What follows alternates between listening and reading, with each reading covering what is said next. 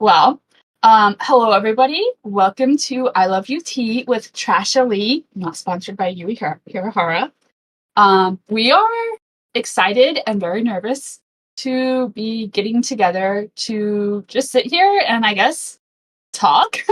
I partly this is because Elle and I tend to go off on a lot of conversations together, and we feel like sometimes it might just be easier to get together and just have like a little sit down and listen and kind of chat along. We really want to explore a lot of different topics throughout this podcast. Just kind of like talk about a lot of our favorite soapboxy topics or just things that we haven't maybe had the chance to talk about in a longer form.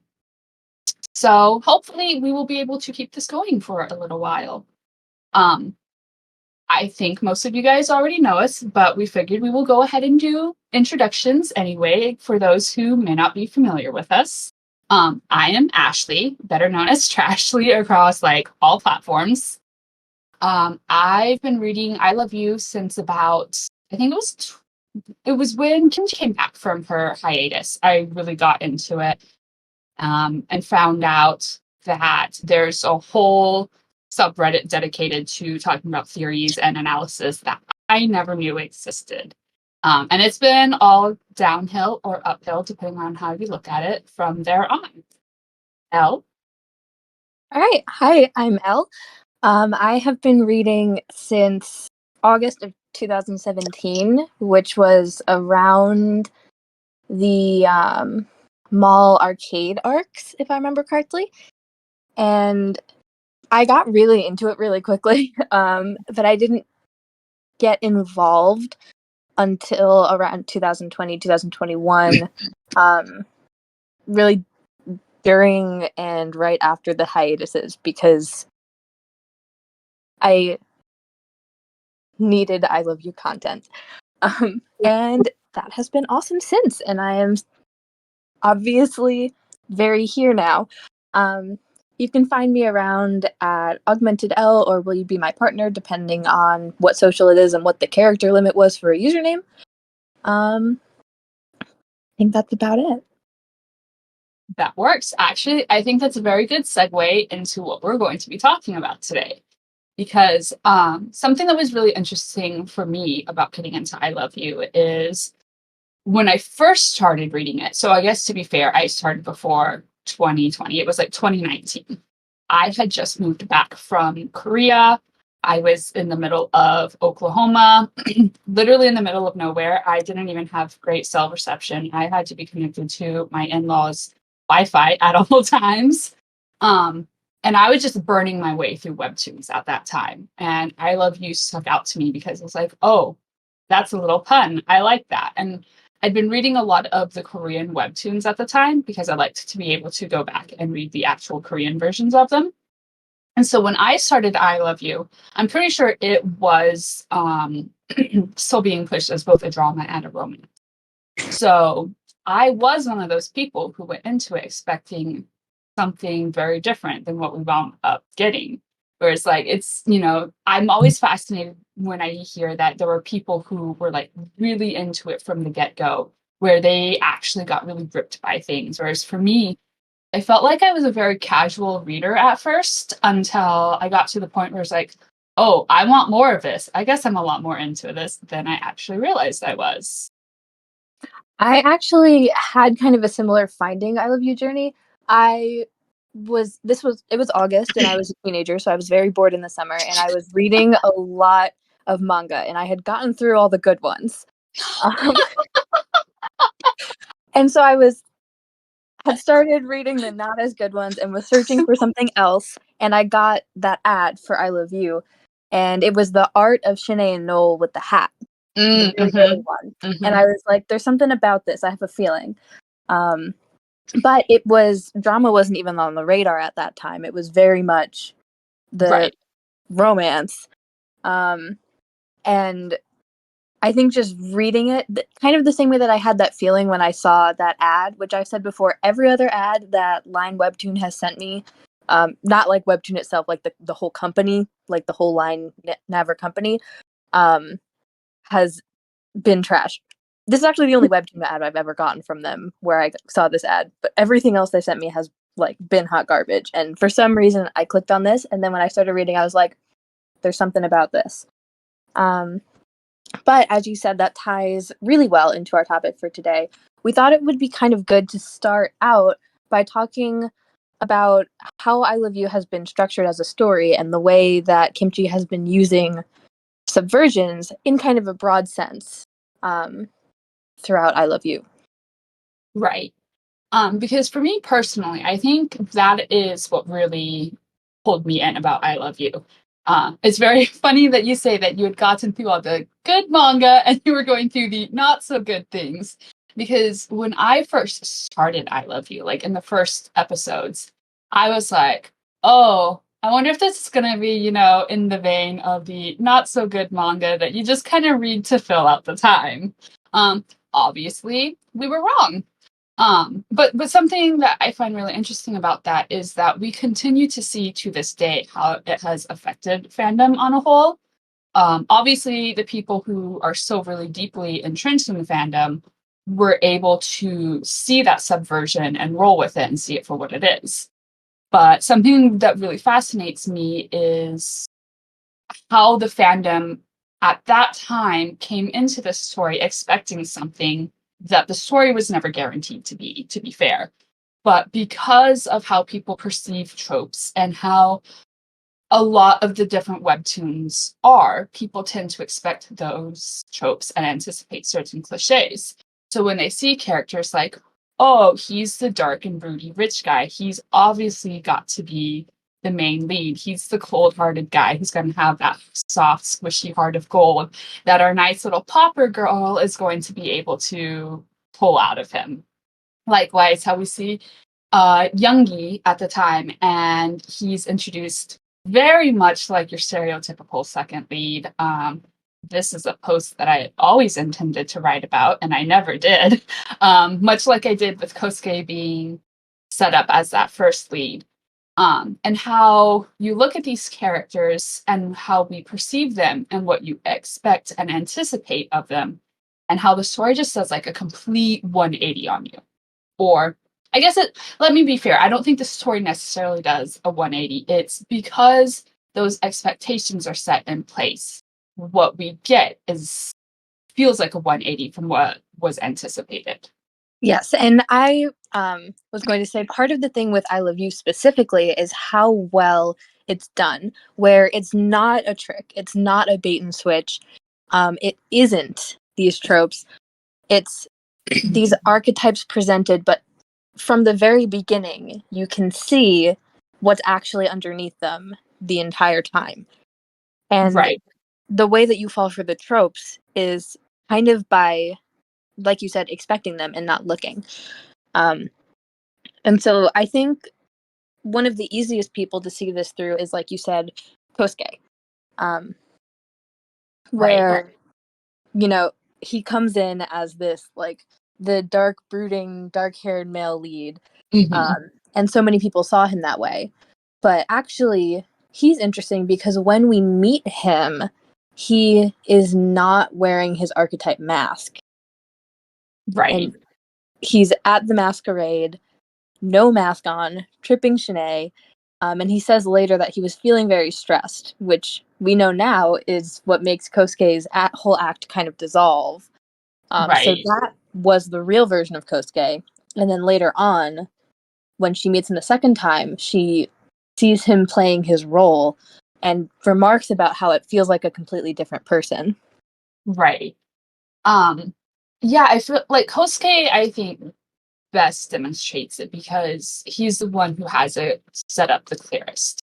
Like, because he's presented in that manner, a lot of people expected him to fill those roles. And he himself believes that he fulfills a lot of these roles. He very much believes that he is a gentleman and that he has to uphold himself with a particular decorum. Even though within those first few episodes, he literally called Shin-Ae a fat ass. Like, And tripped he her over dessert over dessert. And like, at a party in public. in public. Like I know we're going to get into this a little more as we start to talk about the characters. But the thing about it is that while I always say that they are presented one way, and then we find out that they're a different thing because nobody is what they seem on the surface, to some degree, the characters do tell us from the beginning who they are.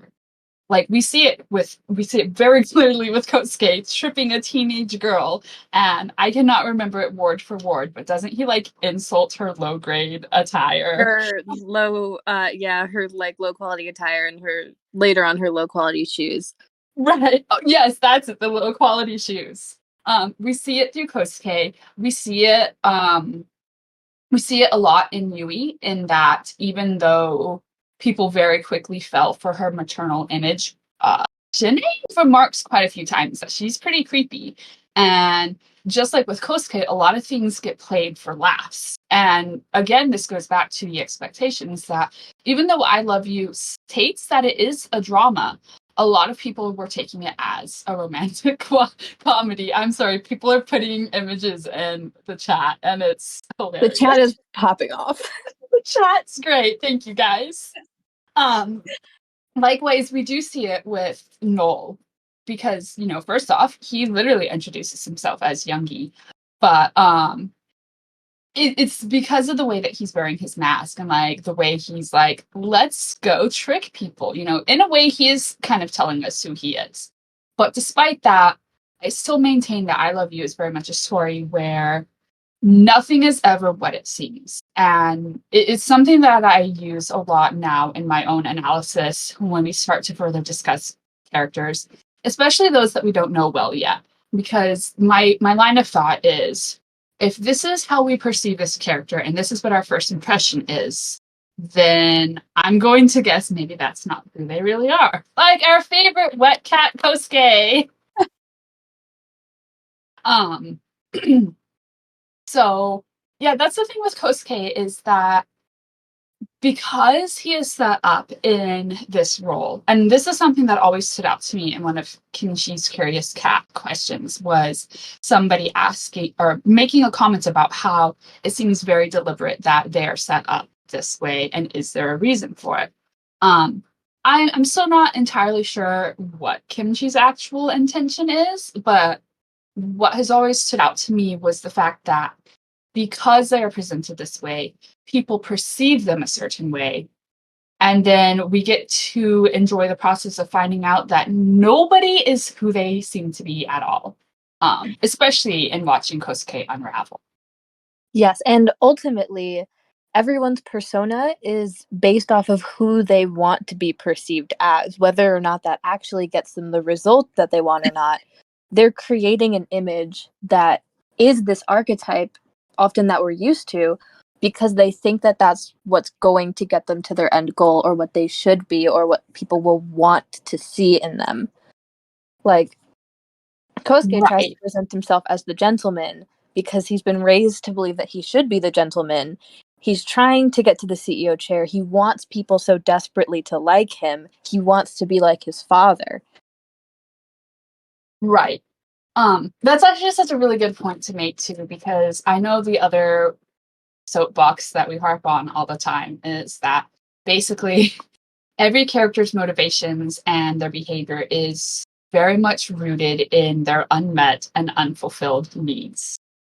So it makes perfect sense that everybody's false persona is based so heavily on who they want to be, who they're trying to be, who they cannot feel that they can actually be. The point about who they feel they can't actually be is so important. They're trying so hard to be these people because they know that they aren't these people, but they want so badly to be and think that they never will.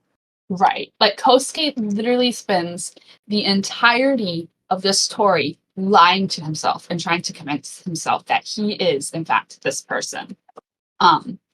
I did not pull up this episode, but it's the one where, like when Kousuke goes to Japan, and he's walking along the busy streets, and he's kind of convincing himself that this is what he wants.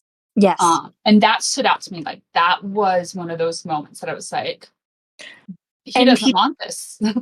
and he does this repeatedly. Right. Like after his flashback to meeting Noel and Nessa in the bathroom, he has that moment in the mirror where he looks at himself, like in the midst of one of his early, not as bad as the recent ones, breakdowns, and he says to himself, "This is what I want." Right. Very pointedly, trying to convince himself of it. Right. Like, Kousuke is very much constantly trying to convince everyone else, but especially himself, that this is what he wants, this is who he needs to be. Um, and I think we see that a lot, especially in that contrast between him and Noel, because 212 really lines out all of the ways that Kousuke has always envied Noel for the qualities he has that Kousuke feels like he never got. Um, like, Noel has that easiness with people. He manages to make friends with people seemingly really easily. Like, Noel obviously confesses that that's not very true, but when we're looking at it from Kosuke's perspective, he has this easiness with people that Kousuke has never had. And he tells himself, I'm a gentleman. I am going to be the heir of the Hirahara fortune. What does any of this matter? But we know that it matters so much. That is the thing that is driving him, that he presents to everyone else that he is the successful businessman, the Hirahara heir, that it doesn't matter because everyone else is beneath him, that he has everything going for him. And that's the archetype that we're supposed to originally see, even though we get that glimpse of it not being true when we first meet him at the masquerade. But in 212, when he breaks down to Noel, the only thing that man wants is acceptance and people to like him for who he is, and to be able to be a person who can interact with people, to essentially be that gentleman without it having to be the prim and proper role. He wanted his father to love him so badly. He did. Um, but I feel like Kosuke too is the character who has suffered the most from his initial image and how he was perceived, because a lot of people were not ready to let go of that mentality at all. Like, we know how, as Kimchi started to very early on subvert who Kosuke presents himself as, a lot of people accused her of changing him or rewriting the story or trying to cater to other fans, instead of being able to acknowledge that the way people were perceiving and interpreting things was not necessarily correct. Like the infamous moment where Kosuke puts his hand on Shin-Ae's, and how, like, everybody was so certain that this is a grown man making a move on this teenage girl. Whereas it's a really big moment of connection for them, because Kosuke knows all about having troubled relationships with siblings. He certainly does. And so much of his interactions with Noel and Shin-Ae are about him dissecting this ability to make connections and the difficulty that he has personally had. Like the hand thing, but also like when she buys the rice cakes for her dad, which I just chickened out of pronouncing. Tteokbokki. What? Tteokbokki. Okay.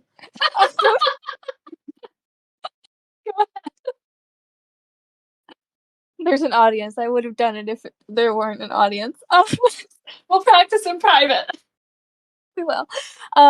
But that's not about Shin-Ae looking cute while eating it. It's about the relationship with her father that she's talking about, and how he envies it, and like in a way wants to know what that's like. How even though they have nothing, she essentially has the one thing that he wants. So sad. When but like Go ahead. when she hands him the birthday cakes and he sees Noel, he sees the relationships that he can't build within Shin-Ae. And at the same time, he's staring Noel down in kind of like a, why can you do it and I can't? Why are you this person who has this horrible history, who's big and scary and doesn't care about anything as far as Kosuke sees it, but it's so easy. People flock to you. People just like you. And I try so hard. And nobody likes me. Nobody. Nobody likes me. Right. I feel like especially that scene when he goes to dinner with Shin-Ae and Noel presents it so well because he has watched Shin-Ae's reaction to Noel and how like at one point in time she wants nothing to do with either of them. Um and Noel has that way of disarming her and just getting her to open up. Um like she goes from being very, very uncomfortable to being very herself. Something that stands out to me that I only noticed in a recent reread is like when she and Noel are like fighting over the sauce, she like is like touching him and pushing him.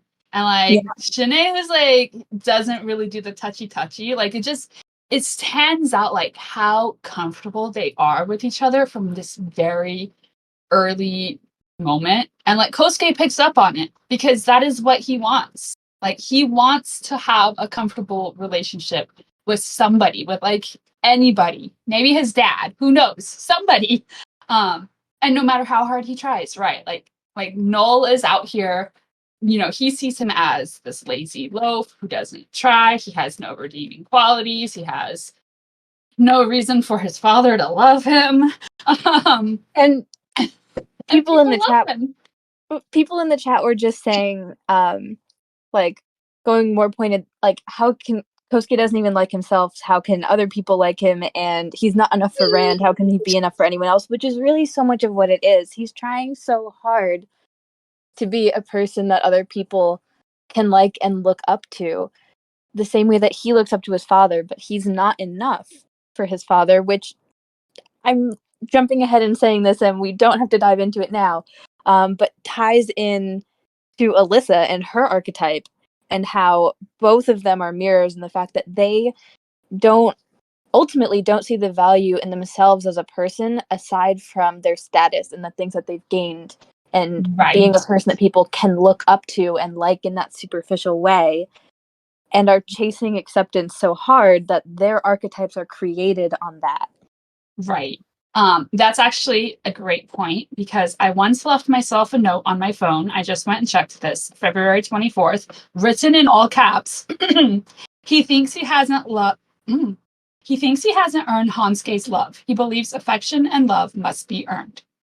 And I think, yes, that completely sums up who Kousuke is, and that he thinks love is something that has to be earned and has to be, frankly, deserved, which, like, I will never shut up about how the commodification of parental love just, like, destroyed Kousuke. Like, he basically never stood a chance, which Yeah. is exactly what she wanted, because if he, he's always going to try to fill that void, and he's going to do whatever he can to fill that void. He forsaked his childhood.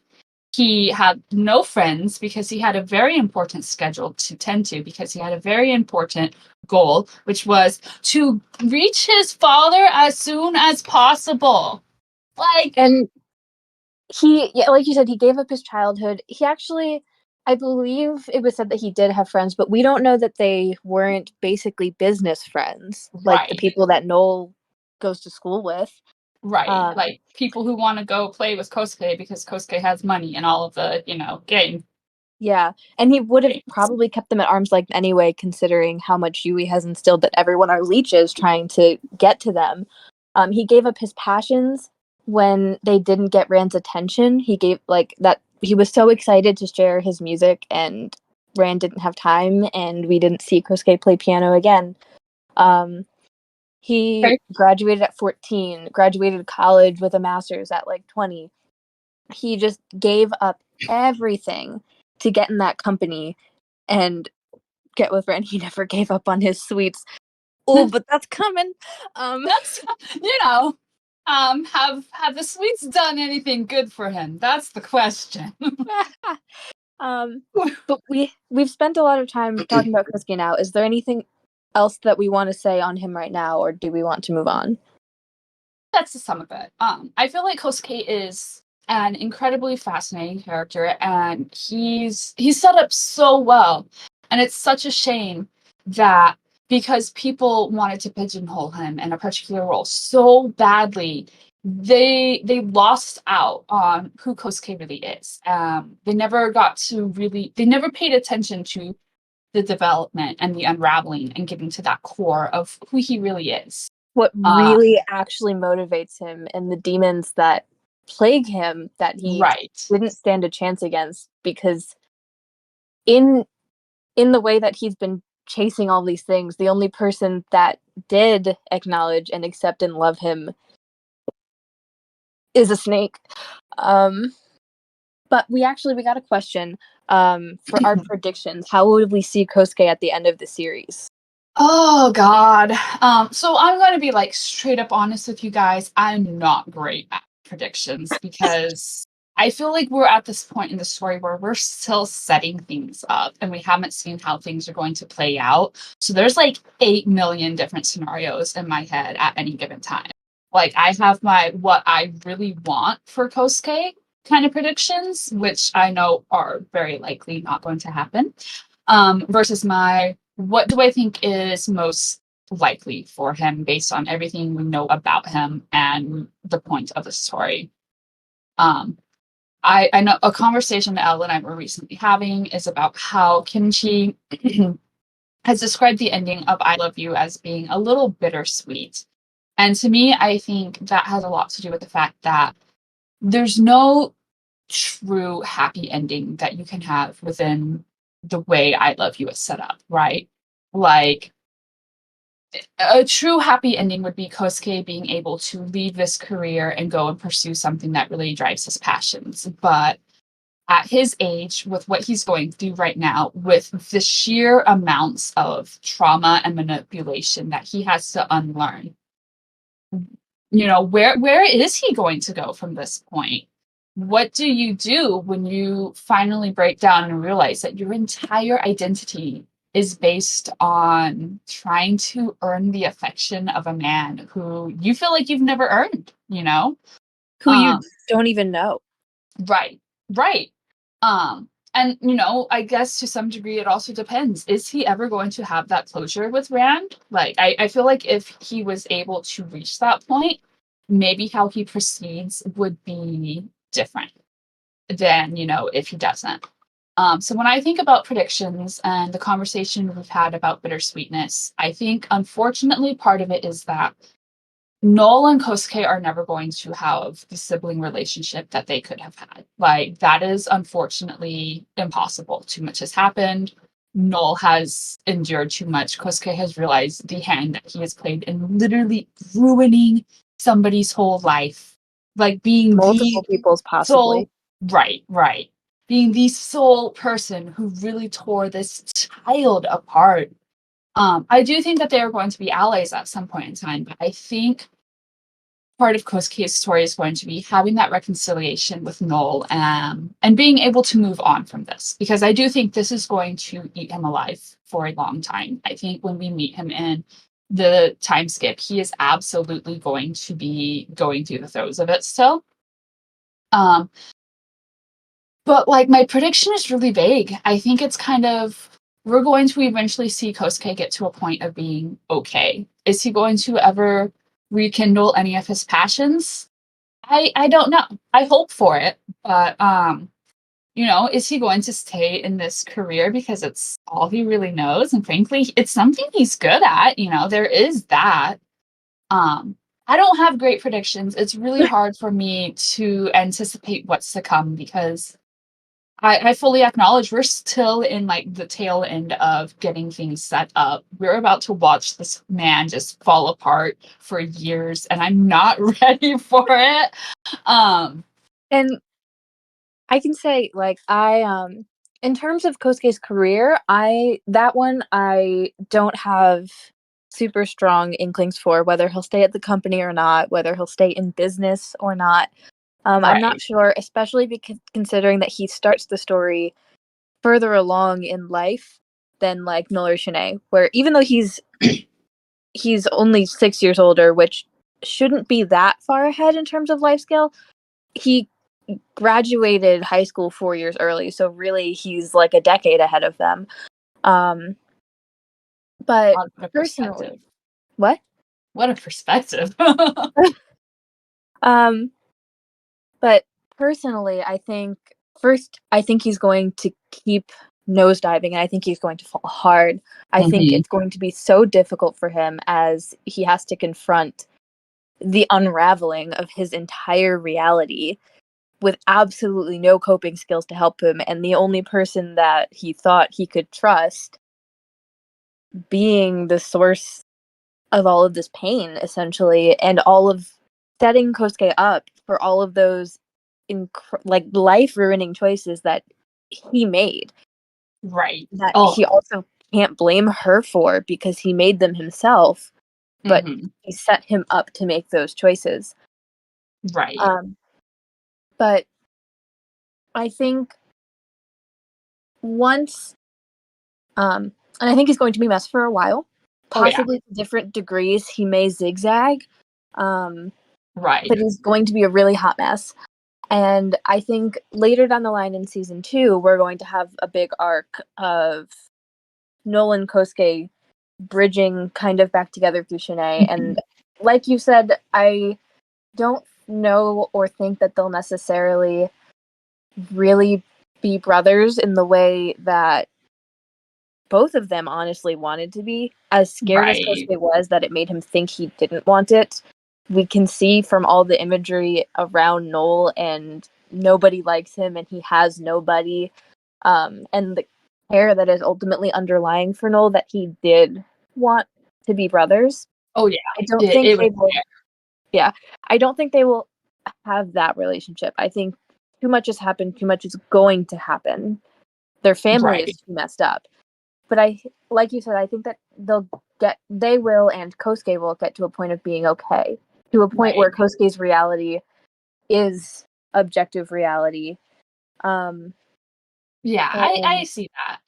I yeah, think they're going to have, I do think they will be amicable. I think they'll reach a point yes, where Noel and Kosuke can reach out to each other because, frankly, they don't have anyone else. yeah, they Like, and they family, want that relationship. right. It's just, can they be deeper, more affectionate than that? Probably not. Like, Yeah, that's over.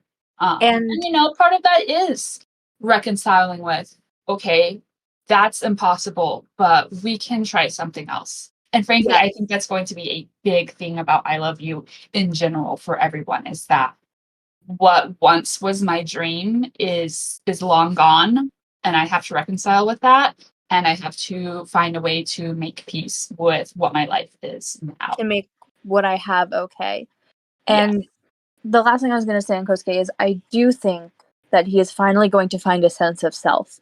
I think Yeah. that in the same way that he will finally find reality and that he will reconcile with Noel to some degree, he he needs to have his own sense of self in order to do either of those things and to end up okay, especially because his entire life, as we've said, has been about trying to become a person that Rand will see, will love, will admire, um, trying to be a person that people can like, and measuring himself against Noel, against that 0 point, and Right. revolving his life around it. So, in order for Kosuke to be okay, and for him to have that reconciliation, he has to find his sense of self. And I think that also opens the door to him possibly reclaiming some of those things that he gave up so long ago, like music. I really want to see Kosuke play the piano again, and honestly, I think that Noel mentioning it during their bedroom fight is a sign that someday he will pick it up and that Because Kosuke is Noel could dropping like it. push it. Like whenever they do get to a point of being more like allies and of the same team, like Noel has always been a person who can wheedle Kosuke into doing things. Like when they went out to the restaurant together and Shin-Ae was teasing Kosuke because what, have you like never eaten a burger before? Like what kind of person are you? And like Noel straight up says he won't do it. And that was what made Kosuke eat it. I like the idea that maybe as Kosuke and Noel get closer and like start to have a more normal relationship, where Noel can continue to get under his skin like that, but in a positive way. Yes. And like maybe it's the music therapist in me, but I really feel like we can track Kousuke's internal world through his relationship with music, and I feel like the big penultimate moment for him is going to be picking up that piano again and playing, and I it's going to like make me that. cry if it happens. Yeah, agreed. The one last thing I will say is less of a prediction and more of a hope. I do hope that even as he is going through the throes of coping with life, I do hope we get to see Kousuke rebuild a friend group. Yeah. I think we're kind of seeing it with Hansuke and Eugene in that there are people who care about Kousuke. Even like Eugene has her differences with him, understandably. But I think I feel like we're going to get to see that grow in time. Well, depending on how Kousuke handles Eugene's involvement with the expose and how that all plays out. And like I said, this is why predicting is so hard because there are so many things. But I do think that will be a key to Kousuke reclaiming his sense of identity and figuring out who is he? Who does he want to be? Who was he when he was in university and he was friends with everybody? I want to meet University Kousuke so badly because I need to So see badly. this version of him. And like I did, yeah, I can't say anything more about that. Just that I want it. Okay. So I think that answers the question of where do we think Kousuke will be going? Where do we think he'll end up in the midst of all of those unknowns? Somewhere. That's our answer. Somewhere.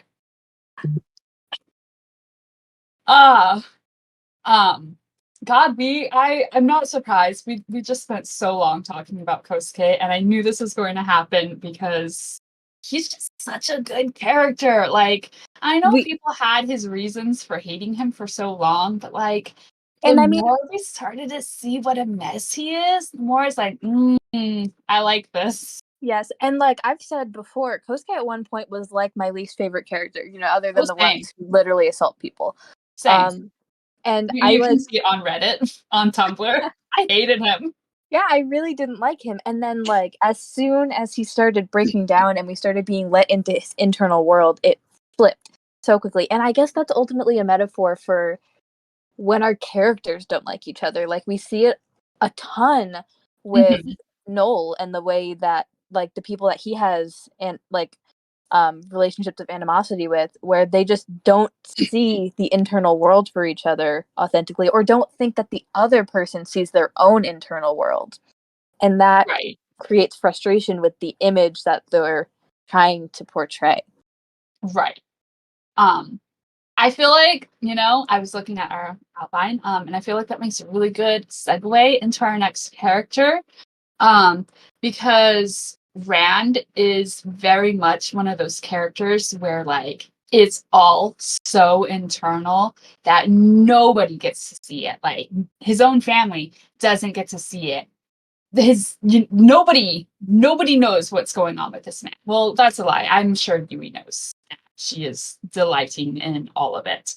Um, but Rand very much is one of those characters who like I disliked from the get-go when he was introduced because we meet him as the very opposite of how we initially meet Yui. We see him as this imposing, cold, really cruel man. Like the way he speaks to Noel and puts him down in front of people would like make my skin crawl. I could not stand it. Um, and I can't remember at what point in time it happened, but I do remember having discussions with people about Rand and having to go back and reread things and start to read into the fact that there's so much hidden meaning and double meanings in what he says. I think it Ever was that episode where he I can't remember what's happening, but he specifically says that he wants his son, Noel, to see what happens when you put in like all your effort or energy for this company. And he's speaking about watching Kousuke. And obviously on the surface, it sounds so much like he's saying he wants his good for nothing, lazy, worthless, unachieving son to go and be much more like his, perfect older brother.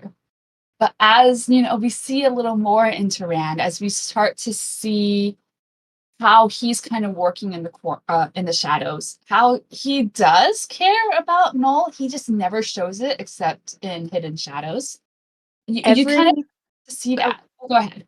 I was gonna say every single thing that man says and does is a double meaning, and he does it in a cruel way because It's so cruel. It's so cruel because he believes that the slightest shred of affection will basically get anyone that he cares about killed. Right. And to be fair, he's got a point. He does have a point. Did he necessarily need to be that cruel? Right. I can say probably not. But that is his reality. That is clearly what he believes. So he tries very hard to steer people in what he thinks is the right direction without letting on his intentions at all and being cruel so that absolutely no one can even think about gleaning his intentions or that he cares. Right. Go on. Oh, I was just gonna say one of the big ones that I really liked was after the court arc when he's talking about why did you have to be my son? I should have sent you away to boarding school. Why do you make everything so much why is everything so much more difficult? Things would have I don't remember if he actually said this, but he insinuated I have it pulled up. I've got it pulled up if you need. Okay. Am I correct in what I'm remembering? You're really close. He's basically saying, where was it? Basically saying, yes, why do you have to be my son? It's nothing but trouble with you. Why am I even trying? All the effort will just go to waste. Yes, and in the same way that when he tells Noel to watch Kousuke at the company and see what it's like when you put all of your effort in, I take it as basically see that you don't want to sell your soul for this. See how horrible our world is. And because Rand pointedly never brought Noel into the company. And on the one hand, yes, because he is the illegitimate bastard child. He has no role in this company. But also, he never even wanted Kousuke to necessarily have to do this. He repeatedly told Kousuke. Right. He says, don't you want to be a doctor and save lives? Wouldn't you want to try doing something else? Kousuke was already dead set on that. And he kept being like, you don't have to do it. Right.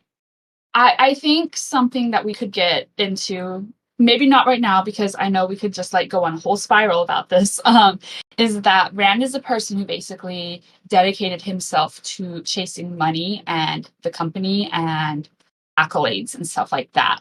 And all of this was in lieu of actual development with people, with relationships. My personal theory right now is that he knew Nessa before he ever met Yui, but he did that thing where he's like, I don't need this. There's bigger things in my life. I can ignore this. It'll pass. Maybe this doesn't mean anything. And he went on to continue following his goals. We know that Rand is now this shallow husk of a man. And yes, part of it is because he's been trapped by Yui for so long. But part of it is also because he knows that he gave up on the things that make life really important. And so he doesn't want that for Kousuke, and likewise, he didn't want that for Noel. Yes. And in the court arc, when he says all these things, being things would be I if only you weren't my son, it's ultimately coming from as much a place of frustration, genuine frustration at how hard things are with Noel, and self-loathing for the fact that he brought Noel into this world. He brought this innocent child that he made with presumably the love of his life into this horrible situation, into a world where he's always going to be chased by the man that Rand married for his own gain. I mean, not the man, the woman. Everything's fine. I mean, she wishes, but but that maybe it would have been better if he sent Noel away because Yui wouldn't have been after him. But also, if he sent Noel away, then he can't keep an eye out on Noel. And everything is so hard and so difficult because Rand brought him into this game, onto this chessboard, and there's nothing they can do about it now, and Noel will always be a target. And at times, Noel doesn't seem to help himself out either. Right. Like, as much as, like I said, Rand would frustrate me and make me so angry, now I fully acknowledge a lot of the cruelty that he says stems from a place of fear, because he Yes. doesn't have any other outlet. He doesn't have the option to sit down and say to Noel, I need you to behave a certain way because, quite frankly, I am terrified for your life. Because where's the safest place for him to do that? There isn't one of those places. I And should have pulled this up, but I didn't. But when he runs into Noel at the black and white formal, and he basically chastises him for basically the way he puts it, running around like a fool trying to get people to be your friend when you should be with your girlfriend, so that somebody who is less sorry than you comes by and steals her away. It reads so much to me now that he worries Noel is going to try to befriend the wrong person. He worries that Noel is going to chase after somebody who is in fact going to bring harm to him. How does he know who is in Yui's pocket? He doesn't. And like especially for Noel, he doesn't even like acknowledge that this is all coming from Yui. Like he has his own personal thing going on, right? yeah, Like Rand is looking out for him. It's just it comes out in frustration and in fear, and he says things that he does and doesn't mean, and Noel can't sense that other part of it. All he gets out of it is, wow, my father fucking hates me and wishes that I didn't exist. and Cool. cool. Yeah, and Rand also, like, he, from what he can see, does Noel realize how high the stakes are in this game? Does he realize how many unsavory people are around? Does he realize what's at stake if he says the wrong thing, does the wrong thing, talks to the wrong person, goes to Right. the wrong place? Because From, Noel wears his mask really well. I Like was about to Rand say, doesn't from the see. Youngie Oh, persona, perfect. you wouldn't know, Right. realistically. And we talked about this a lot in the Rand the Damned post. Um, um, but the Youngie persona appears to be so much who Rand used to be, and the traits that Mhm. Rand either had to give up in order to survive the way that he thought was right, or got stomped out of him on that pathway. And so, Or things that he believes were a weakness, yes. and were potentially used against him or taken advantage of. And so when he sees those traits in Noel, knowing that he brought Noel into this world, onto this chessboard, and Noel has no say in it and he can't get off, they don't look favorable. They're not something that Rand thinks will help him survive here. They're traits that he probably honestly admires his son having, but Mhm. in a different world, in a world where they're not always realistically on the brink of death around here. And Right. I think his conversation with Yui in the bedroom really illuminates so much about his character, where she just walks up to him, not wearing her wig, which is her mask, in these power positions, and is saying, I left for a few days, and all of a sudden you care about your sons again, and I can see Mhm. it. And it would be a shame if everything that you've worked towards were to all come crumbling down. Um, which it really is such a power play at the fact that she can make everything in his life go away. And it's not everything in his life, it's everyone in his life. He started probably chasing money and the financial and physical security that he didn't have as a child because he was orphaned, Mhm. um, and put those emotional needs lowest on the totem pole until it was too late to go back. And he tried to have it all. He tried to have Nessa. He tried to have Kousuke. He tried to have Noel. And Yui made a huge power play in taking out Nessa, sending Noel away, demonstrating that she controls Noel's life when she brought him back, controlling Kousuke by bringing Noel back and by taking him away from Rand, even though physically they're so close. Um, and And she really, that's something that I've thought about too, is does Rand even realize that Yui uses Noel against Kousuke. Because that's the only thing keeping Noel alive. Like, let's be very honest It about is. that. I've said I think if Noel didn't have an effect on Kousuke, she Mm-hmm. would have killed him that night that Nessa died. Because Nessa Yep. wasn't the threat. Noel is the threat. And she would not keep him. She has no qualms about offing anyone else. She would not have kept that child around if she didn't need him. Right. Nessa was only taken out because I'm assuming because she saw Rand being defiant, because they had been separated, because he believed that he could remove himself from this, that maybe he was entertaining, what she believes are delusions or something. Yes, Noel has a purpose, but if he outlives that purpose, that kid's dead. exactly. And so Rand knows this, and Yui takes really, in the same way that she takes every opportunity to remind Kosuke of everything that she's instilled in him, she takes Mm-hmm. every opportunity to remind Rand that she controls the lives of the people that he cares about. And so that's why he has to put on such an intense facade and Right.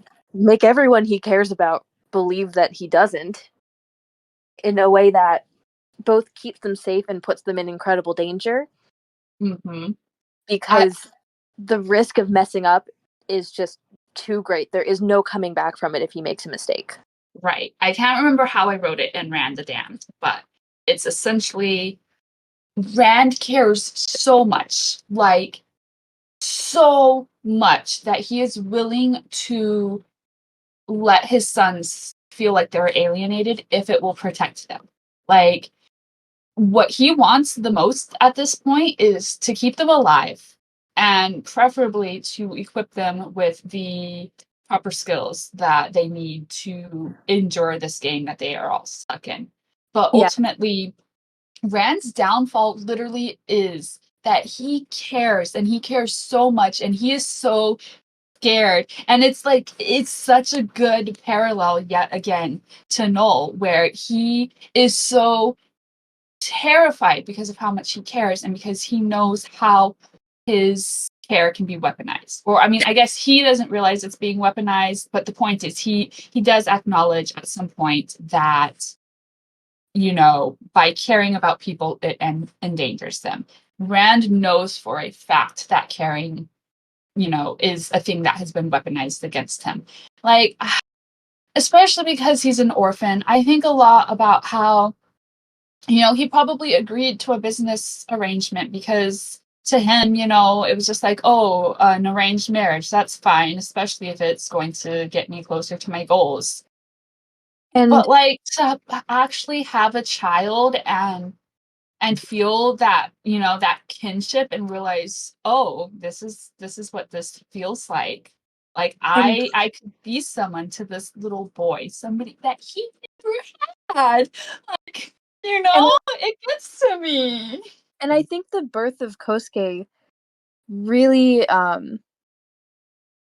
really was probably what turned Rand around, where I think he met Nessa and he thought that he could be without her and that it was fleeting, and without any family or support in his childhood, he wouldn't have had the background to understand how much you do need other people and you need that emotional security, and how much the worst situations can be made to feel bearable when there are Mhm. people that you care about, and how much Right, being on top can mean nothing if there's nobody that you care about. Um, until probably Kosuke was born, right, and he had he didn't have anywhere else to go. He had to sit in that, and also realize that he never stopped loving Nessa. And it makes me think a lot about in Seasons of Blossom, in Hamon's notebook, when he says, "If only I hadn't met you, I could have kept living." It makes me no. think of Rand so much, because I think that's realistically the moment that he had with Nessa and Kosuke, and Mhm. later on Noel when he was born, um, Because he where realized that there's so much more to life, and there's so much goodness that he was denying himself. And now Exactly. he's aware. You can never go back. This is something I say a lot about Noel too, and why, like, this is why I want Shin-Ae to kiss Noel. And it's not just like the straight up shipper reasons. It's because No, it's so narratively relevant. I need Noel in that position where he realizes you cannot go back from this without it destroying you and eating you alive. Because, like, once you get the taste for this, even the point he's at right now, like, even if he, like, never gets confirmation that his feelings are requited, it's the fact that now that you've had a taste of this, how do you go back to that loneliness? How do you go back to denying yourself when people made you feel like you're someone? And, like, thinking of how Rand has lived that way all of these years with an actual family who is so close but so far out of reach. Like, it's not like, what am I trying to say here? There's all of this longing for that kinship, for the family, for For that the family he companionship. never had. Right. And he still doesn't get it. Like, That he they're all right has it in there. theory. These people all exist. They're right there. He made a family. He made two families. Um, but he still can't have them because of the choices that he made, because of the fact that all those years ago he thought that he didn't need it. He thought that physical security and financial success was the reliable path, was the right path, that he can only rely on himself because he had only relied on himself. But then he meets this child and he meets this woman and he meets this other child and he wants that family so badly, He but he wants can't to be a have it. dad. He Like, you does. see it in how he talks to Kousuke and how he's trying to instill these good values in him. How he's trying to tell him, you don't have to follow in my footsteps. It is okay for you to do whatever you want. Like, he wants to support Kosuke so unconditionally, and it's impossible for him because everything he does, Yui is right there to either undo it or undermine it, or to, just drive that wedge further and further apart. He literally cannot be a father in the circumstances that he is in, and that's the really one of the saddest things about him. There's also there's some things in the chat that There's a lot I'm of trying to things in keep the track chat of right now. some of the things in my head that I think we should respond to. There's a Somebody lot brought in up the chat. why he likes Shin-Ae, and I was going to bring this up earlier when you were talking about Noel being able to make different choices than Rand, and I think that it's because he can see that I think he can see that Shin-Ae is Noel's Nessa, and that she can pull Noel off of this path, that he can make the decisions that Rand couldn't and see the things that Rand didn't see at a point in his life where Noel can still turn it around. I think That the he can black and have white that support. formal, right. I think the black and white formal really secured that too. Yes. Because for the first time, presumably the first time in Noel's life, he defied his father outright, spoke back to him, kind of, developed the spine that I think Rand has been wanting him to develop all this time, and fought for something that he cares about. And the fact that this girl was able to have that kind of effect on him, that she clearly was somebody he cares enough about that he doesn't care what kind of punishment he's going to get. He's going to go and help this person, this friend. I think, yes, that Rand was able to sense that Shin-Ae is going to be an important person to Noel, and that even if she isn't his Nessa, she is very capable of helping him see the life that he is denying himself. I mean, not that I think Rand realizes he's doing that because he, sees Noel better as Youngie, but yeah, but I think he the does. point is still there. I think he wants to solidify that Noel doesn't take that same path and that Noel understands how to have people who care about him in a genuine way and not in a chasing friendship points way. Right. And And picking your battles kind of way, and finding the yes, people who are worthy of your energy and your battles. and I said it in some Reddit comment and then again in Ran the Damned. But at the formal, I think Rand is ultimately a broken man. All of the Mhm. choices that he makes are because he has lost so much, because he is so broken, because he made those wrong choices and they led him here. And he knows that. And he knows that not only his life has been affected by those choices that he made all those years ago, but other people's that he cares about. But what was I saying a second ago? Um, this happened in the test too. I was Say going it somewhere. happened. I was going somewhere. You were going somewhere. Where did I start? Ran, Shin-Ae, the black and white formal. Oh yes, the black and white formal.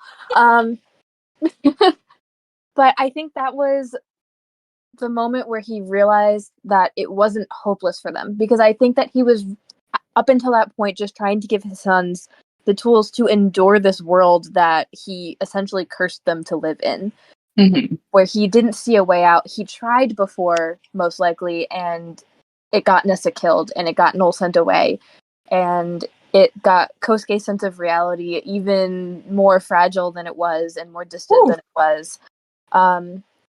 And I think at that point, after seeing Yui make those power plays, he just resolved that they might never get out, but they'll be alive and they'll endure. And then seeing Noel fight back at the formal, and especially it being for the reason that it was for, and the amount of resolve that Noel had, I think basically just reawoke Rand and snapped him out of that and made him realize that his sons are capable of fighting and he doesn't have to use all of his energy to protect them, because they can be their own pieces on this board now, where even if they are on this board because he put them there, that they can fight too, and together there might be a way out. Right. And that is, I was just thinking about that as you were saying it. How it's very interesting to me that it's literally that night that Rand realizes that, like, how much he has hurt both of them by pushing them into each other's lives, because he did hope all along that they would become brothers, that the bond would naturally develop despite, everything else. Um, and how he's seen that it did not at all.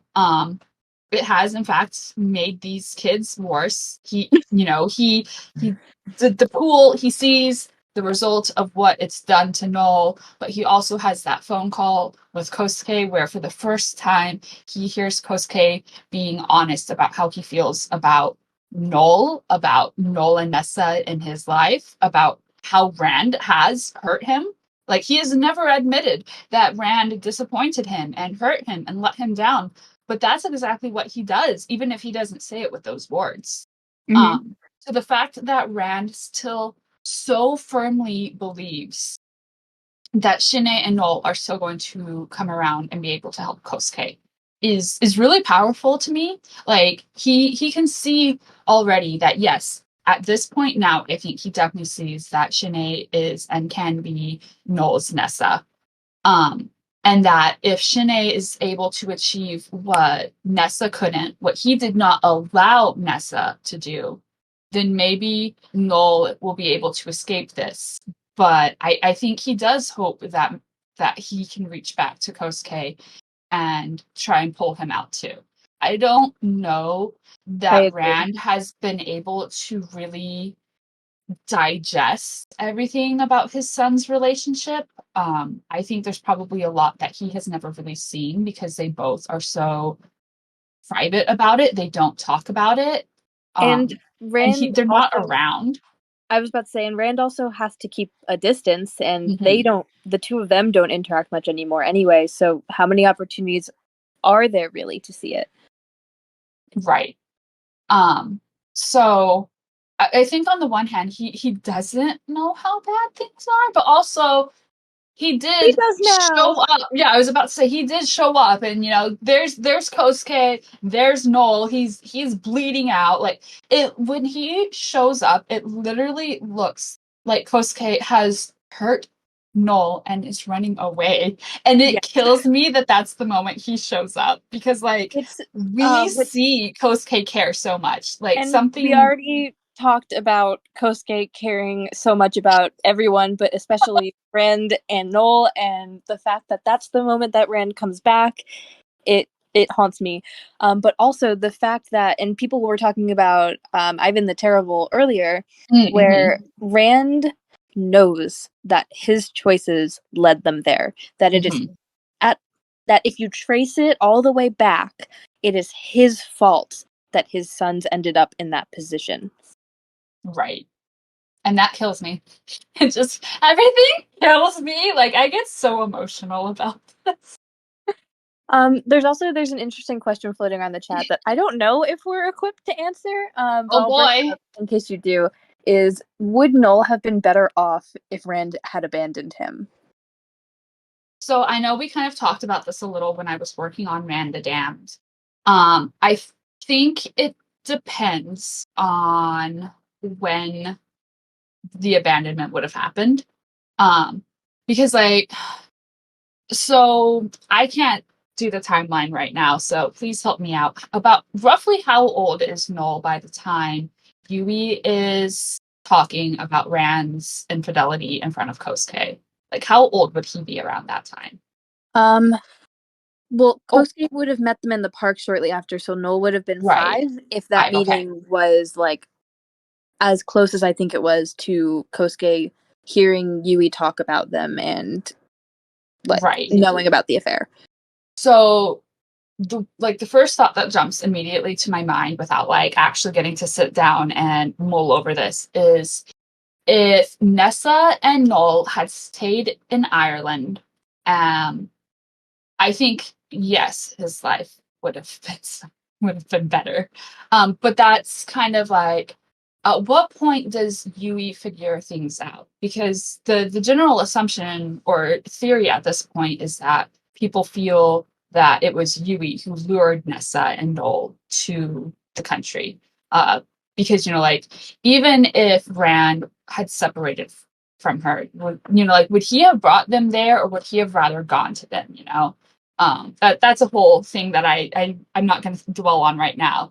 I think had Rand, done the whole, I'm sorry I knocked you up. I have another family that I have to go and, obligations. I'm sorry you're on your own. Obviously that wasn't going to happen because he loves Nessa and that is his child too. He wanted to be a present father. Care for them and be in their lives. Right. But yeah, and I was going to say a similar thing, that I think if Noel had never come into the picture and Rand had essentially abandoned him in Ireland, yes, I think he would have been much safer. I think his life would have been much better if they had never come to Korea in the first place. Once they came to Korea, I think it's a much more complicated question, and the chat seems to agree with this general take. Where like now he is on Yui's radar, he's in this country, where if you send him back, I mean, it doesn't seem like Yui has really spread her influence outside of the United States of Asia before, but it still worries you. What is her reach? Right. Like, what is this woman actually capable of? Like, could she, like, I remember something specifically we were talking about when doing Rand the Damned was, okay, so say he sent Noel to Ireland to live with Nana instead of bringing Nana back, right? Who is to say that Yui couldn't have been like, oh, I have a trip that I need to make to Japan. I've got to go to headquarters. And instead, she goes to Ireland and something happens. And Noel is so far away or Rand is so far away that he can't get there to stop, because it's like, that's the kind of thought that I've had. Because one of Rand's things is, like, oh, he should have sent him to boarding school. It's like, okay, what if you did do that? And what if Yui still Yui'd things up? And now he is so far away and she's like 3 steps ahead that he can't do anything. I feel like, unfortunately, he, like in this moment, he's questioning whether or not he made the right choice. And the thing is, I feel like no matter what he did, it was going to be like the wrong choice. Right. Like there was nothing once Yui could have done. Yes. Realistically, once Noel was born, but especially once Yui knew, there was no right choice to make. And Rand definitely picked you're probably not safe anywhere because I don't know. how far her reach will extend. So I'm going to keep you as close to me as possible, keep you as hidden as possible. That way, if something goes wrong, I have a chance at being there. And there's also the theory that Rand was possibly abroad when Nessa died, Oh, considering is the big scene with Noel and Kousuke, is that still Fast Pass? Is it? It might be. It might be. Wait, let me check. Let me check. I mean, like, if I'm not specific, yeah, does if it you're not matter? specific, we're good. But when Noel comes there, we don't see Rand anywhere around there. He found them through a letter, and Rand just seems to be nowhere around.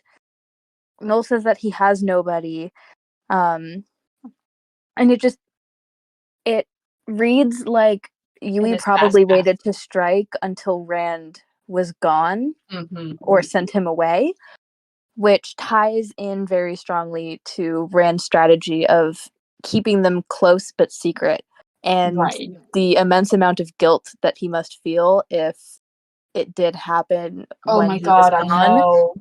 And that probably ties into why instead of sending Noel to Ireland with Nana, he brought Nana to Korea.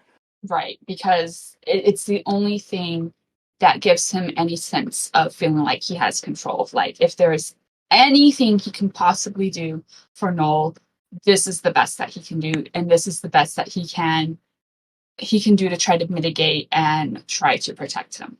And at the end of the day, like we said, he doesn't know if they would be safer in the UK. He doesn't know how far Yui's reach extends, but potentially he knows what happened when he was gone. Oh, God. That makes me want to die a little bit. And there's also just the selfishness of him probably wanting to be around his family that he doesn't get to. Yeah. Ugh, Rand kills me. And for a really good segue, it's there's something very pointed about the kind of father that Rand wants to be versus the kind of mother that Yui turns out to be. And how, we meet Rand and we think that he's this cold, cruel man who doesn't care about Noel, who has pit his sons against each other, who seems really unfeeling completely. And then at the same-ish time, we meet Yui, and she just seems like this glamorous, beautiful, caring, if not overwhelming kind of woman, the kind of mother that Shin-Ae might initially wonder what it would have been like to have, because God bless her. God bless her. I am laughing at our bullet point notes on this. Oh, wait, No, so I was thinking about how the first time Shin-Ae really meets Yui, because I'm not going to count the arcade because that's not really a meeting. That's just like her, oh my God, that's a mom, not his sister moment. Wait, can I say something about that real quick? Yeah, go ahead. But also, in the same way that the first time Shin-Ae meets Kousuke, it gets discounted and is a brief meeting and she doesn't really know who she's talking to. When she met Kousuke, it was without his mask. It was the real version and the mask came later. When she first meets Yui, that visceral reaction from Noel, that intensity that she brought with her, that dark atmosphere, she met the real Yui that very first time. But it was brief and fleeting, and the next time Yui was so different and she discounted it. Right.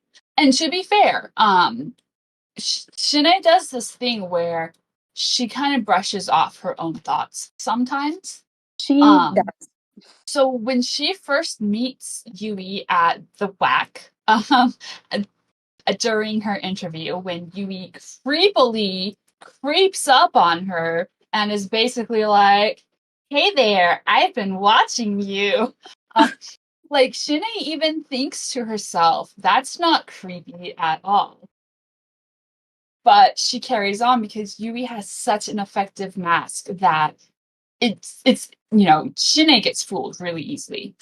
and part of it has so much to do with just like how much Yui lavishes like her affection, quote quote affection for Kousuke, and how she comes off like, oh, this is a mother who is like super invested in her kid's life.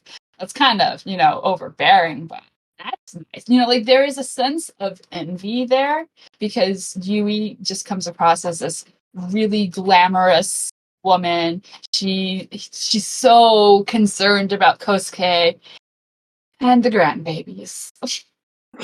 And the thing is, like, Yui is so deep into that facade, and Mm-hmm. I don't like her mask is that whole appearance that she puts on. That's what the whole big deal with the wig is, where the real Yui is very different, and she is the only one who doesn't want to be the persona that they put up. But Mm-hmm. in order to reach her goals, she actually does have to be. Right. And so She weaponizes her persona. she weaponizes her persona and she resents her persona. But she does that thing where she is always testing people and always Mm-hmm. trying to see what they're about and how they'll react, and essentially whether they are a weapon or um, a pawn, because she doesn't see other options. Either everyone is going to be trying to fend for themselves and earn something in this cutthroat world, or they are going to crumble and melt and be stomped on by the people who will. Right. God, what a woman. um, We can do an entire episode on Yui, and I know it's going to happen one day, so I'm trying not to like go off on my tangents about her right now. But I do feel like Yui is one of those characters who those initial perceptions really warped how people continued to perceive her, even as Yui started to reveal who she really is. Like, I know this is something that has been discussed to death, how that entire Kousuke birthday arc, Yui makes it very clear who she is, what she's all about, what her motives are. It's the fact that she's literally there probing Shin-Ae for information, but doing it in this manner that makes her seem like she's just some weird rich chaebol lady who is desperate to marry her son off and get some grandbabies out of it. Um uh and it's really fascinating to me how it had fandom really warped for a while. Like I wasn't in fandom at that time, but reading the webtoon comments was always so jarring to me because, like the whole like, oh, Q-tip mama supports the ship and nobody is acknowledging that this woman is telling Shin-Ae, go ahead, take your clothes off, just pretend I'm your mother. We're all girls here. And it's like, that's creepy. That is so it is creepy. so And incredibly creepy. And also oh, the fact that and we talked a bit about this with the like Gun Kim theories, and the fact that it wasn't about Noel being, I mean, not Noel, because I'm messing up everyone's names today. I do this. I do this. It wasn't about Kosuke being attracted to her or marrying him off, making grandbabies. Mhm. It was probably about toying with Kosuke, and I really like the way it was phrased a long time ago as the traits passed down from one insidious man to another. Mhm. Seeing if people will respond the way that she expects them to respond, seeing where they will fit into her chess game, seeing who has the strength to be someone that she props up, who does not. Right. If the world operates in this framework that she has been essentially had it drilled into her since a child that this is the way that the world works, um, and affirming that her judgment is right and she is in the right. Right. I do think she senses in Shanae that, like Noel, she is a person that she can probably use, not against, but to like rein in Kosuke. And she wants to know how far that will go. Like, how far will he go for her? Um, I feel like we definitely get that sense when she deliberately wants to introduce Shanae to Meg, like right away, because she like I I go back and forth on how I feel about this because is she setting that up to be that kind of divide? Because we later see that what happened when Meg met Shin-Ae and Kousuke was there to see it absolutely plays into why Kousuke doesn't believe Meg when she finds him at the black and white formal. Yeah. Obviously, she's not planning for that exact moment, but is she planning for some kind of moment like that where Meg will be discredited immediately because, oh, you know how she is. She's just a little psycho. You know how she feels about the other girls around you. Oh, what a jealous girl our Meg is. Especially um, considering what likely happened with Kosuke in college and how it seems like Yui is very often reminding him of this. mhm. And I And do think something at the formal was set up for that intention. Maybe not I specifically the drug, but should I Meg very have much meddled? Yes. and I think it was very much supposed to be a parallel where Kosuke comes out the savior and she gets to again and again reaffirm this idea that Kosuke is at his best when she is around and he needs to be by her side, and with Yui he can thrive and he can ascend and be a person that is respected, but only with Yui. Right. Um, yeah, and it's one of those things where I feel like I'm very harsh on fandom back then because I wasn't there for it and it was a hot mess. But when people latched onto the grandbabies aspect of it, and in a way that ignored everything else, it does such a disservice to both Yui's character, but also the story. Like I get it. A lot of times, when people are reading solely for ships, they're going to read to look for that. But it's again one of those things where Kimchi was really deliberate in showing us who the characters really are. It's just, did people want to accept that these characters are who they really are? It's easier to look at Yui as just being this weird rich lady who is obsessed with grandbabies and supports their ship, and they hope is going to, make their ship happen. Instead of acknowledging there's actually a lot of really dark, insidious themes that come out really early on. Um, Right from the and get-go. Right. Like when you go back and you're looking at it that way and you're looking for all of those, you're like, this was so much darker than it appears. Which, I do think again is the intention that I Love You is was never what it appeared on the surface, that she wanted us to take it that way. And that way, when you go back and you look at it. Because like the thing is, Shin-Ae herself starts out so naive. There's just so many things that she doesn't expect or anticipate from people. And in that way, we are very much with Shin-Ae in that we are being enlightened as we go. Um, it's And just, do you pull a Shin-Ae and start to internalize these things that you're learning, or do you just go on thinking that, oh, the story was ripped out from under our feet and this isn't what we were promised, even though nobody had promises. And it's so much a metaphor for the way that Kimchi plays with the notions of humanity and her characters, and especially this world of the elite, where all of the dark things were always there.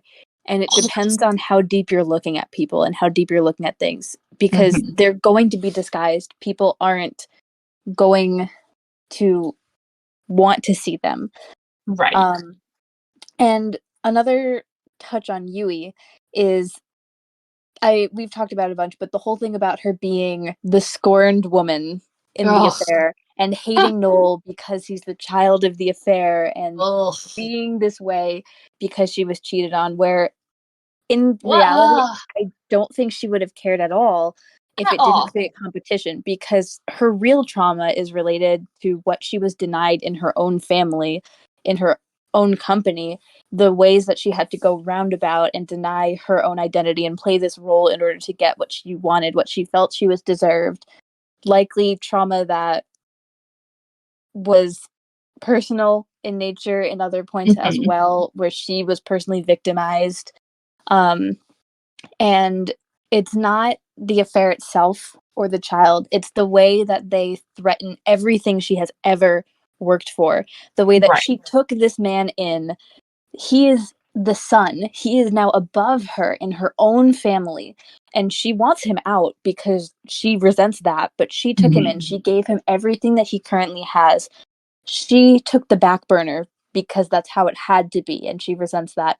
And he had the nerve to go and have an affair with this other woman, which I don't think would have been an issue had it not become public, and have a child who is now, if depending on the exact way that the bloodline follows, potentially above Kousuke in line for the CEO chair, Right. who can very easily take it away from her son, from her, take the company that she has worked so hard for away from her forever, take all of these things that she has devoted her entire life to. All without any effort. Without any effort. And just because Rand fell in love? Right. It's like you're that weak of a man that you risked everything that I gave you, and just He like risked the everything that audacity. she worked for. Right. And yeah, I just the when people try, even before, I mean, like, okay, to be fair, I was thinking that there was a lot more to Yui for a while. I don't want to fault people who didn't see it as early as others did, but I do feel, even to boil Yui down to just a scorned woman was such a disservice to her character. Like, even if you hadn't yet subscribed to the notion that Yui resents, the patriarchy, she resents that men are given things that she has to work so hard for, and that half the time she doesn't even earn, when she's, very well deserving over some people. Um, I just felt like such a disservice, and also such a cliche. And like, Kimchi doesn't write those kinds of cliches. It does Uh, not. it felt like, because that was the only thing that we had that was like, I guess tangible proof at the time. I was like, oh, well, of course she's going to hate Noel. He's the son of, her husband's mistress. But it's like, okay, let's suppose that was true. Okay, let's suppose at one point in time Yui did love Rand. I don't think she ever did. Like, full disclosure, I'm pretty sure it was all a business arrangement. Suppose she had fallen in love with Rand and she was really upset because he went and rekindled his love with his true love and they had a child. It still doesn't, like, none of that lines up, you know? Like, it's one of those things where, like, I'm not saying people justified it, because that's not what was happening. They were just like, oh, well, she's a really scorned woman. Of course she's not going to take kindly to her husband's bastard child. But it's like, she's literally been trying to destroy this person. Like, she is legit a cat, like, batting around that mouse until it, dies. And just like, I don't know, it always felt like it. I don't know. I can't say anything that doesn't sound like I'm putting people down. So that's not what I'm trying to go for. It's just, I guess it was one of those things where Yui was one of those people who I felt very confident was a lot deeper than we had yet seen. Like, even before we started to realize that Alyssa is a lot deeper than she seems, that all these other characters have so much more depth than we were anticipating. I think very early in, we start to get the sense that Yui has so much hidden depth, and like, she hides it so well. Like, so well. And it is genuinely very difficult to figure out what she actually wants for most of the Mm-hmm. beginning of the series. Like, you know that she wants to be on top. You Right. know that she's toying with people, but you can't figure out exactly how the moves that she's making are going to get her what she wants. Right. And it's kind of like, why is she toying with people? Is it just because she gets delight out of it? Is it because it's like a control thing? Because this is what makes her feel like she's powerful. Like, there were so many things that we could question about it that made it hard to decipher her. And I think textually we still haven't been given enough to start making good guesses about her, because obviously, like, my current theory about Yui does involve something that Kimchi has said about her and her trauma. So it's very much something that I'm speculating on without any actual proof other than there's enough things that we can draw parallels to, and there's enough things that we can dig out of Eugene's evidence that makes me feel mostly confident at this stage that I think that's what's happening. Obviously, there could be something that completely pulls the rug out from underneath of me later on. But with what we know at this point, it's she is so carefully withheld from us. And that's the reason she's so powerful. And that's the reason why she's able to control people the way she is and manipulate them. Because Yui really is like 3 steps ahead of everyone. And it's because of what they don't know, and thus we as readers don't know, that she's able to do it. Yes. Yes. Very sorry. For a second, my cat turned off my screen, so I lost my notes. Is there anything else that we want to say on Yui right now, or do we want to move on? I think that's enough about Yui for now, because we can do like an entire episode about her, and I really would love to do that. We are going to need a full episode on every character. Right. And we're already like an hour and a half in. Yeah, we did give ourselves a cutoff point. We were like, this will go on forever if we do not. So for those of you floating around, it will end eventually. We fully acknowledge that we are people who go off on tangents very easily, and I will note in our notes, in our outline, we told ourselves not to go too deep into this, but when has Trashellie never gone too deep? When have we restrained ourselves? Starts writing something and then it's suddenly eons long. What is this restraint you speak of? But yeah, we'll leave Yui for now. I promise we will like definitely come back and do a whole thing on her, because she is such a fun character to talk about, and I have always intended to write what I think is the history of Rand and Yui's relationship at this point. Absolutely. And so everyone floating around, save your questions. Save your questions. But you mentioned that even before some of our other characters showed depth, Yui did, and you brought up specifically Alyssa, which is a good segue into the next person on our list. Also, because Alyssa is one of those who I feel like the depth was always there. It's just we did not yet have the objectivity to see it for what it was.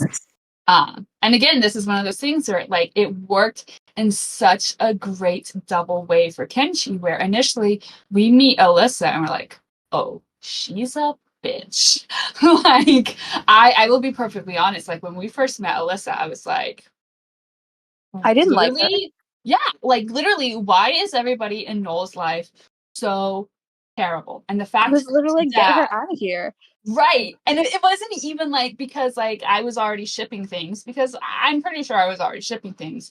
It was because like, how are you gonna sit there and like talk to him the way you are when you were the person who was brushing him off the entire night? Like, and knowing that she was the girl from Shin-Ae's very vague memory about, falling from a window, being able to make these connections. And from the get-go, we are immediately meant to be like, oh, this girl.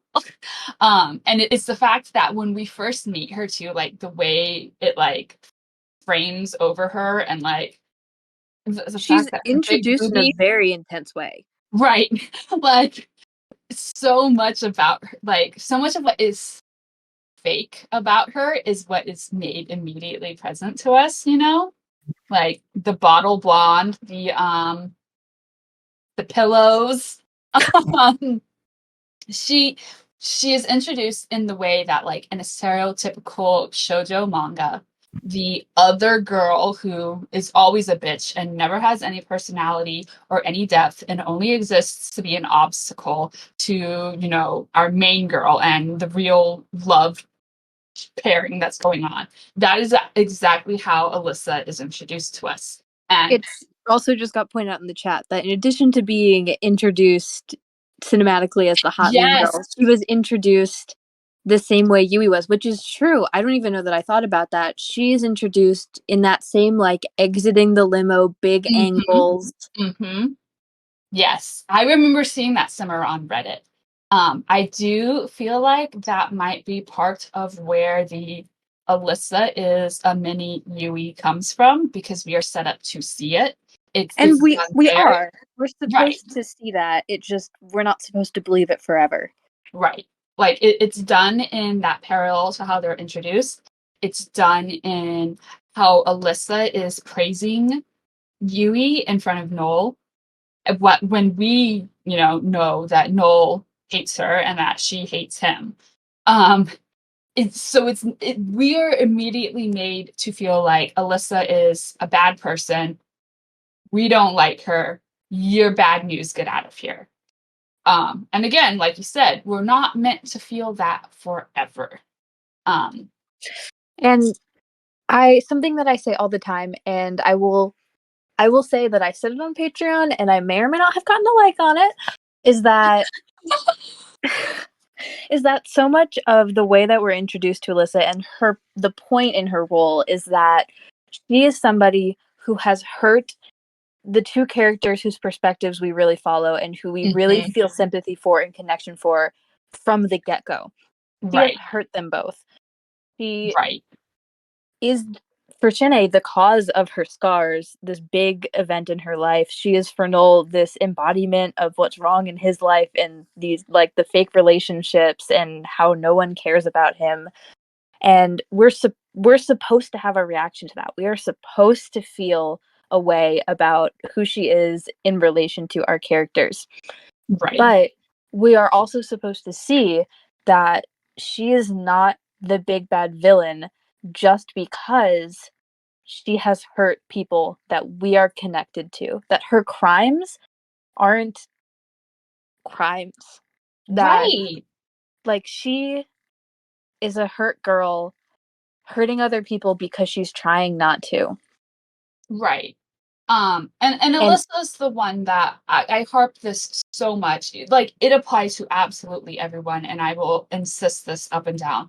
But Alyssa especially demonstrates the way that your survival dictates how you behave. Like, what kind of need are you trying to fulfill? And that dictates how you are going to go after that. Like, what kind of options does she have? What resources does she have? To some people, taking favors from this miserable, terrible, nefarious woman might be seen as a bad thing. But we're seeing a parallel where Shin-Ae is very likely going to be put in the same position where she too has to take an offer. Um, Also, to be fair, when Alyssa made those choices, she was like, what, 14 maybe? she was a Like, she was child. a child. But especially, right, like, my feelings. I think a lot of you guys listening know my feelings. Alyssa is a very, very important character to me because Alyssa is so incredibly human. Like, she reminds me so much of myself in ways that I resented about myself too. Because, like, I remember during the arc, a lot of comments that people made were things about how they never would have made the choices that Alyssa did. And I was like, would I have? Because I was not a courageous person back then. I was not a brave person.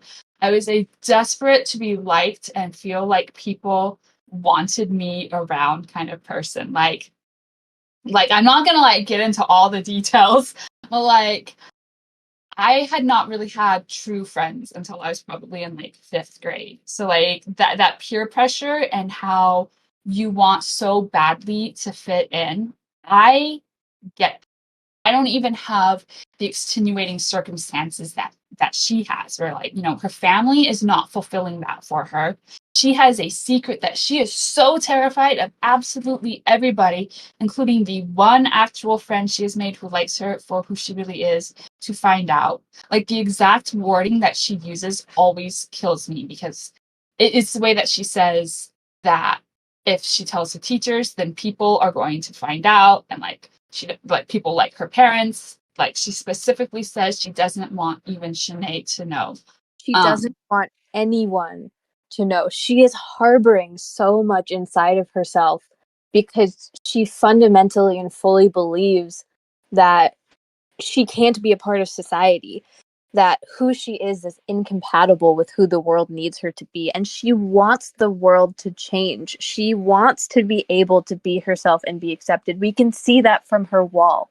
She wants to People be on her wall are accepted. trailblazers. She wants that. She wants that for her own life, but she thinks so strongly that it can't happen, that the world isn't going to work that way for her. And she's so angry that she has to fit into the world and the world can't change her. We see that in the way that she gets so angry about just the interests that her classmates have, where she screams about them liking K-pop. And does she have to like K-pop to fit in? Why can't they like classical music and math and engineering and these things that she likes? Why does she have to give herself up and change? And that's so paralleled to I'm coming out with lesbian Alyssa because it's a fact. I will take no arguments. No Um, arguments. no arguments. Alyssa is gay. I'm sorry to anyone who doesn't subscribe to Alyssa is gay, but Alyssa is gay. Full on lesbian. I do not believe that it's bisexual. I don't say I this don't think in by erasure. I mean, the wording is so pointed that we are supposed to assume that it is straight up that she is a lesbian, that she has no interest in boys, and that's why these boys are so hostile towards her, because they feel entitled to her. She is a pretty girl, and it's such a shame that they can't just have her. Oh, and the oh. thing is, and I've said it before, like, as horrible as it is, if she were bi, she could push it down. She could push it Mm-hmm. down enough and only act upon the half of her feelings that she thinks are okay, and nobody would ever know. But the thing is, she can't do that. She can't make herself feel the same thing. And I've said it with Noel and Shin-Ae. She could not make herself feel the same way for Yoongi that she felt for Shin-Ae, even though they were so similar. And people can tell.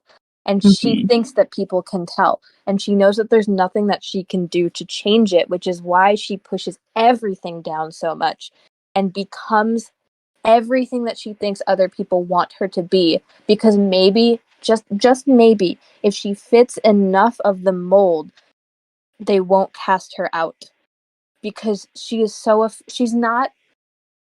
afraid of not being liked, but she's so much more afraid of being outcasted, where she Mm-hmm. has to be liked so that they can't shut her out. Because for Alyssa, the only two options she saw was either you are accepted or you are outcasted. There was no in between. For Shin-Ae, we had seen that she had accepted that, hey, as long as I have some friends, this is fine. Alyssa had never been able to get to that point. She'd never been able to find that comfort, because again, for her, there's only two options. Like, if you're not being accepted, that means you're being outcasted. And to be fair, in her experience, that's exactly what it is, And that's something because that's I what was exactly happens to her. And I was going to say that's something that when talking about Alyssa, it's so important to realize that as much as we can see what would realistically help her, so much of the reason she can't is because it never has.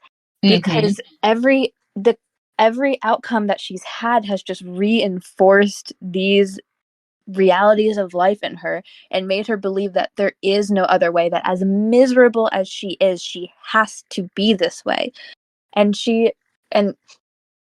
this is also something that I've said and other people have said, is that she's not chasing acceptance from others. She's chasing acceptance for herself, because she looks at herself and she sees herself as so ugly and so unlovable and someone that can't be a part of the world. And with her with her not being able to see that good in herself organically, and probably thinking that maybe she's the only one who thinks that anything about herself is valuable, but clearly the world doesn't see it, so it must not be valuable at all. That she's going to make these choices that she does, and she's going to become this person and put on this persona that she does, because she just sees legitimately no other way for life to go, and everything has always gone so horrible for her and it goes slightly less Always. horrible when she just plays along and plays the golden child role and is who people tell her to be. And I think she really, like, this is why that power couple is so important to her. It's not even about being revered. It's not about being able to command people. It's because that is the only point that Alyssa thinks that she will be free. Like, if nobody else is going to love her for who she is, if she has to play this role to get by, if she can play the role well enough and get to the point where maybe she can get into the kind of relationship that will afford her that kind of liberation, then it will be all worth it. Like, Alyssa is very much the ends will justify the means, except she doesn't yet realize how bad the means are going to get. She doesn't. And And it breaks my heart. it's so sad to watch because we know that she's never going to get there. We know that the only way that she can get what she's looking for is by accepting herself and by accepting that the few friends she's had were always enough, that Shin-Ae was always enough, that she herself, Alyssa, was always enough. And it makes me But, so sad because Alyssa was such a cool person. and I know we Like, practically cried about it on our test pod, which was just us crying about Alyssa. But like looking at who she was in middle school and seeing the person that she was and the future that was ahead of her, oh and God, just who she could have been, like who and just she know wanted at that time to be, what her dream was, and how that dream is gone. Like, she as can't go back.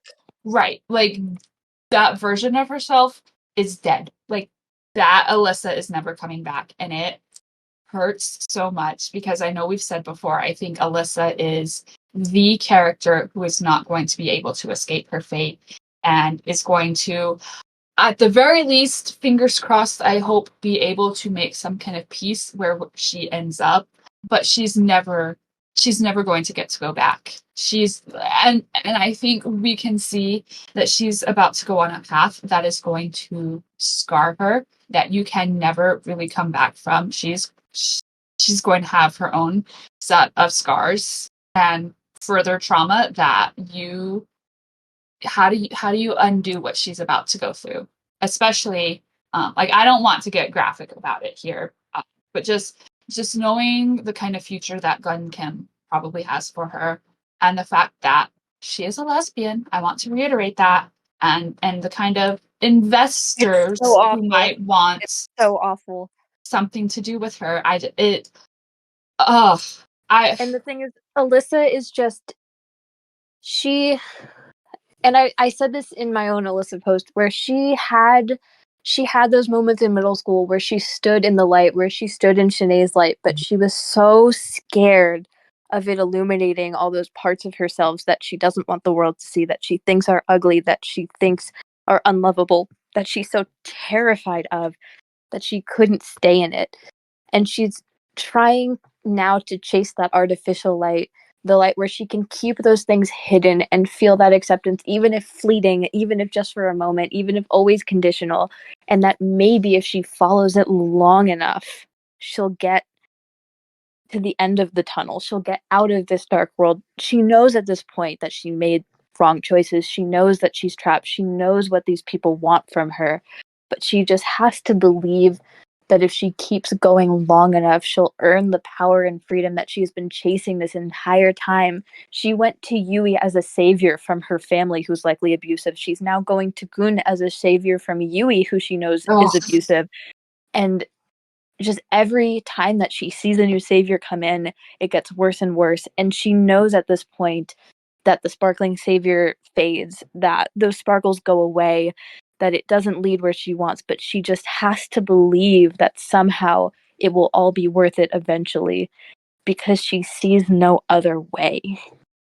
and like, what do you do if it's not true? Like, you have to keep believing that, because if it's not true, then that means all of this was for nothing, that you have lost everything, including your entire sense of self, Okay, go to your innocence. Like, it just, I sometimes I think, because I like to torture myself, I think about what would have happened if Shin-Ae did find out what those kids were saying about her, if she understood what they were saying, and she was able to accept Alyssa as she was, Which is so much of what she needed, but she was so terrified of it that she never gave anyone a chance to show her that. And so much of the way that Shin-Ae and Noel have gotten out of their cycles is the fact that Mhm. somebody saw their struggle and was able to get through to them that they are okay And they and that took it is that risk. okay.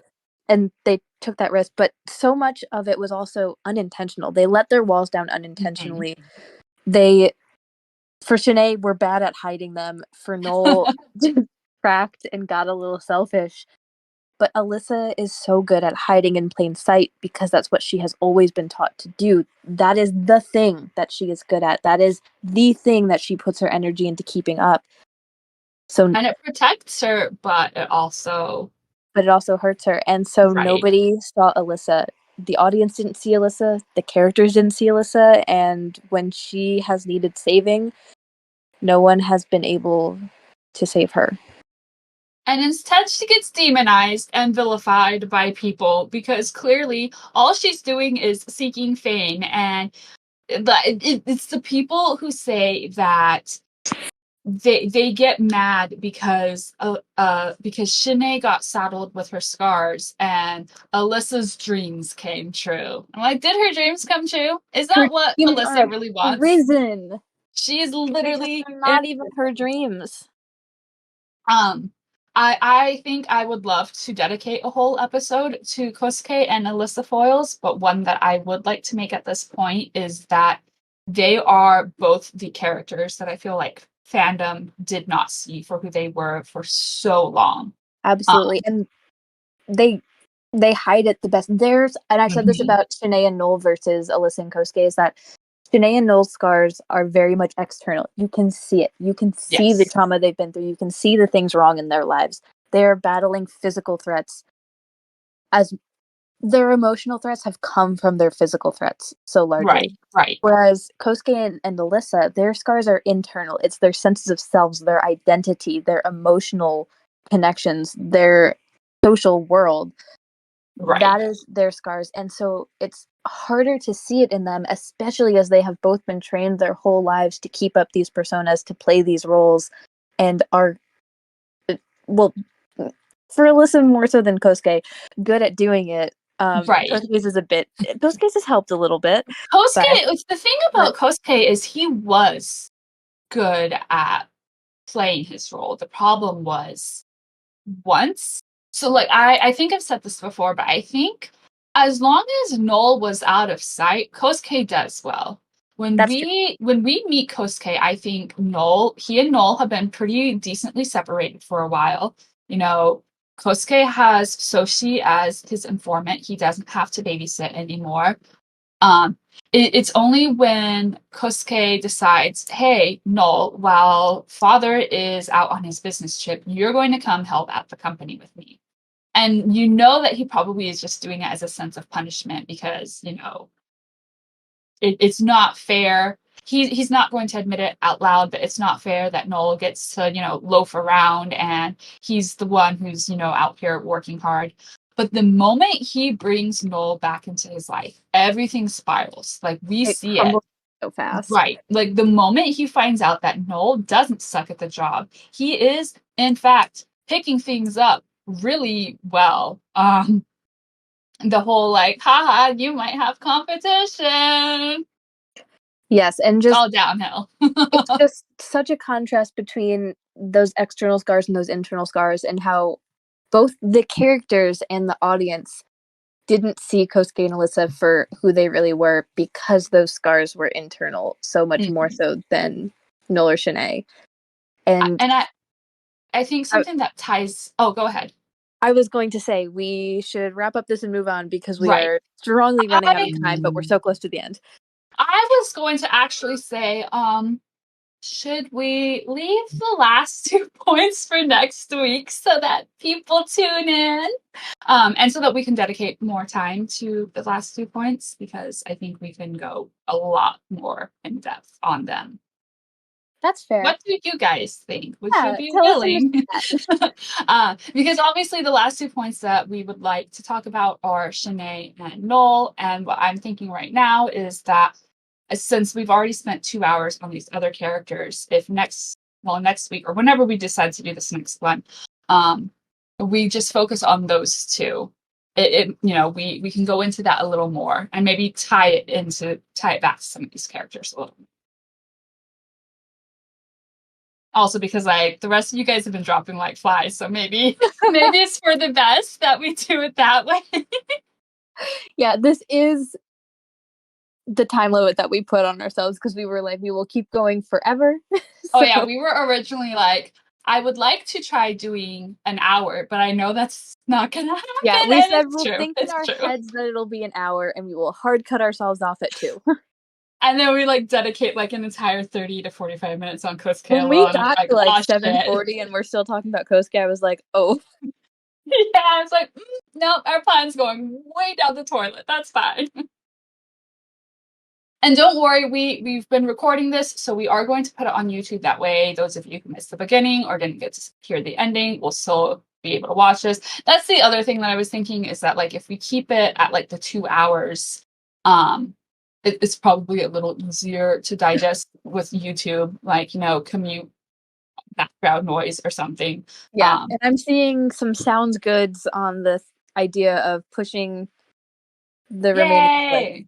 Okay, and that means like we can go adjust our outline because I think if we do that, we'll be able to go. I say we can go a little more in depth, but I think we've gone in depth on a lot of these characters. It's surface scratching for like our level, but all things considered, like I think we have given everybody some pretty good depth. But I think it would be we'd be able to tie back some of those parallels and foils. I do think we can do like Kousuke and Alyssa on their own at some point in time, maybe. I'm taking notes for myself, but yeah, we can plan to come back and talk about Noel and Shin-Ae and tie everyone together in the way that this goes. Yeah, because I think this was fun, and I like that you guys chatted along. That was really great. Participating with us, we were very nervous. Really appreciated the questions too, even if like I will fully admit answering questions made things go longer, but that's okay. And we can anticipate that in the future. Right. And we can also anticipate that we are never as bereft as we would like ourselves to be. Which we thought we were already anticipating. Oh my god, I was so, like, in my head, I was like, okay, we're gonna talk about, like, our outline. Like, we're not gonna have enough to talk about. Right, like, our outline literally says, Yui, good place to stick some talk points about her. We think she never wanted Shin-Ae with Kousuke, didn't want the baby, she was testing things. Testing both Shin-Ae's resolve and whether Kousuke would show those traits.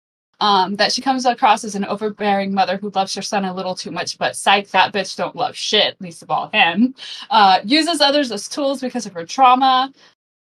Hates Noel because he can take everything away that she worked so hard for. And then what did we do? We just, like, sat and wrote, like, spoke half of my Yui essay, like, like... We were like, it's in our heads, but will it come out? And it turns out it does. It comes out and it never stops. Also, for anyone wondering, the line that made me laugh when we got to the Yui point of our edit was this psych she don't love. Makes me laugh every time I get to it. Psych, she don't love shit. Least of all them. And like honestly, that I feel like that is like the subversion of Yui. And it's just so funny how it took so long for people to see that about her. Okay, before we continue to go on for another hour, thank you to everyone for tuning in. This has been really fun. Got the chat. Yes. I know that we expressed our stage fright and feeling shy, because that is, you know how like you get really, really nervous about something that you're doing for the first time, and then you start doing it, and then you're like, oh yeah, I had nothing to fear. That's what this is. And I knew that was going to be what this was, because we did. The moment you start talking, it's all gonna come. It's just like, but it was just that, like, that intro, hour beforehand, right? Where we're like, oh, where we're like, Is there anything else we need to do? I don't know, cancel? Listen! But and now that we've done this, it's going to be so much easier to do in the future. I think we're filling out format. I do. It's funny because we were trying to figure out what we want to do for our first episode. Like, how do you introduce Trashellie having their essays in verbal form? And it's like, oh, we should just touch on our favorite part of I Love You, and maybe touch upon the characters a little. We don't know what a little is, We've never known what a little is. You never know. So in the future, I think what we plan to do is with some more concise, things that we can talk about. I think we would love to open up suggestions to you guys or take things that you guys talk about in the chat that we would love to expand upon. I know somebody asked us if we would talk more about Kousuke and Alyssa as mirrors. I never shut up about Kousuke and Alyssa as mirrors. We got so Kousuke and yes. Alyssa as mirrors as well as Yui, which yeah. We've got a lot of ideas, and then I think we will definitely start reaching out to you guys and asking what you guys would like to hear. My thinking is that sometimes it's really easy to write a whole essay post. You write about Alyssa because you're like, okay, it's time. I'm gonna finally put this out there. I wrote about Rand because it's like, okay, it's time. I feel ready to do this. Sometimes you have those little things that you don't get to talk about as much. And so, I feel like this is a really good outlet. Even if it's just, talking about different scenes, getting to talk a little more in depth about Rand and how so much of what he says is a double meaning and, stuff like that. Yeah, and thank you all so much for enabling us and allowing us this outlet, participating with us, and getting your outlets in as well. It's been great. It was really fun. Is there anything else we want to leave off on? I think covers it. I think it's, like I said, as much as we said that we were very nervous about this, I kind of knew in my heart that doing this with an audience was going to be so much more fun if it was just us talking and recording. I love the community aspect of I Love You. I'm only here because I was so drawn to the community, to what it was like to go and post your thoughts on Reddit and go back and forth with people, and how your ideas build off of other people's ideas, and you just kind of extrapolate from there. Elle and I could talk for 12 straight hours probably without running out of things to talk about. But when you guys get to chime in or ask questions or bring up things that we are forgetting about, that makes it so much more fun. I love the interactivity of it. And ultimately, none of it is about Trashellie, because we just share a brain. It's about this interaction and us sharing with people and people sharing with us and this community and everything that you said. Yeah. Yeah. So thank you so much for joining us. Thank you for coming to the first episode of I Love Yoo Tea with Trashellie, not sponsored by you here. And we don't will let her hear that. See you again for our next topic. Yeah, we will once again post in the announcements when we decide to do it. I think we will probably try to stick to this Friday at 7 Eastern time frame, just in case you want to anticipate when it will happen. That way, if we keep it consistent, yeah. Yeah.